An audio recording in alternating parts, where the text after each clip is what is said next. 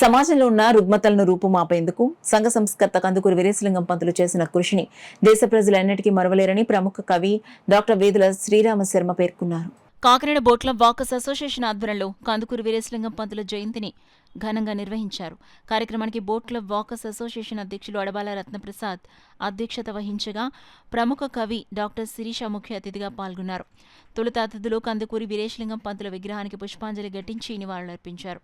ఈ సందర్భంగా డాక్టర్ శిరీష మాట్లాడుతూ స్వాతంత్ర్యానికి ముందు సమాజంలో నెలకొని ఉన్న రుగ్మతలను రూపుమాపేందుకు కందుకూరి వీరేశలింగం పంతులు సంఘ సంస్కర్తగా మరెన్నో దురాగతాలకు చర్మగీతం పాడేందుకు సమాజంలో మార్పును తీసుకొచ్చేందుకు నాటకాలను వేశారన్నారు. కార్యక్రమంలో walkers association secretary Dasari Sridhar, doctor Garikaparthi Namasivaya, Chintapalli Subbarao, Adabala Satyanarayana, Rednam Raja, Naraharisetti Ravikrishna, Srinivasarao, Srinivasa videos Raji, Prasad Naidu, Murthy, Gopi తదితరులు పాల్గొన్నారు. పతిత జన ఉద్ధరణ అన్నట్టుగా ఆయన సంస్కరణ తేజమైనటువంటి ఆయన 178వ జయంతిని మనం అందరూ ఇక్కడ బోట్ల భావనలో చేసుకోవడం చాలా విశిష్టం.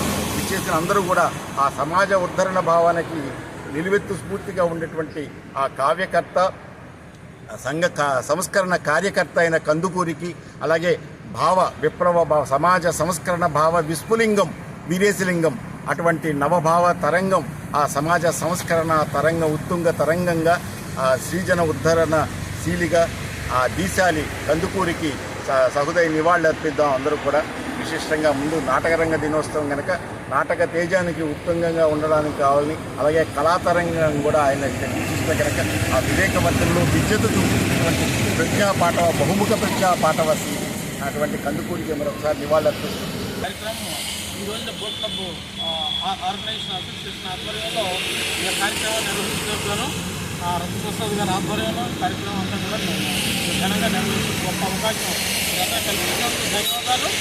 ఎందుకంటే చిరిగిపోయిన చొక్కాన్న తొడుపు ఒక పుస్తకం కొనుక్కొని చదువుకుంటారు. ఎందుకంటే కవిగాంచనం అన్నట్టుగా పంతులు గారు చాలా విషయాలన్నీ తెలియజేయడం, సోషల్ రిఫార్మర్, సంఘ సంస్కర్త, అటువంటి వారికి ఈ యొక్క సందర్భంగా ఘన నివాళులు తెలియజేస్తున్నాము. ఈ కార్యక్రమానికి ఆహ్వానించిన బోట్ క్లబ్ ప్రెసిడెంట్ గారు, అలాగే ఎగ్జిక్యూటివ్ మెంబర్స్, వాకర్స్, అలాగే మిగిలిన ప్రతినిధులందరికీ కూడా ప్రత్యేక ధన్యవాదాలు తెలియజేస్తున్నాం.